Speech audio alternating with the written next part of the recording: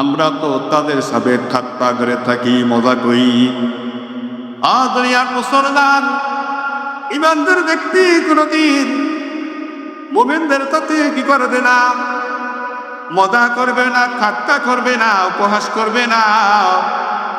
মুমিন ব্যক্তির জীবনটা হবে সহজ সরল স্তরতর গতিতে প্রবাহিত জীবন। মুকুল তুচিতি নমাজে পঞ্জগানা ওয়াইলুল লিল মুসাল্লিন আল্লাযীনা। মুকুল সুস্তি নমাজে পঞ্জগানা ওয়াইলুল লিল মুসাল্লিন আল্লাযীনা। মুমিনারা এই নামাজ এমদাদ দাও, মুমিনারা এই নামাজ এমদাদ দাও।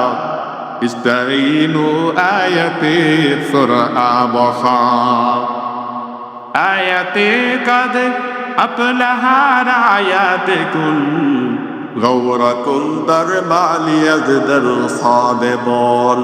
ও দুনিয়া মুসলমান ইমানদার আল্লাহর গোলাম, যারা মুমিন, যারা ইমানদার, তারা কোনোদিন ইমানদারদের সাথে উপহাস করতে পারে না।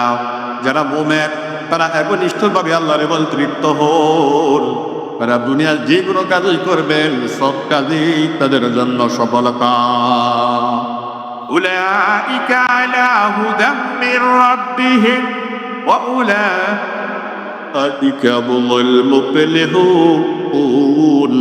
বলে মুমিন যারা সত্যিকারের মুমিন, তাদের দুনিয়াতে সফলতা, পরকালেও তাদের জন্য সফলতা। ঠিক কিনা?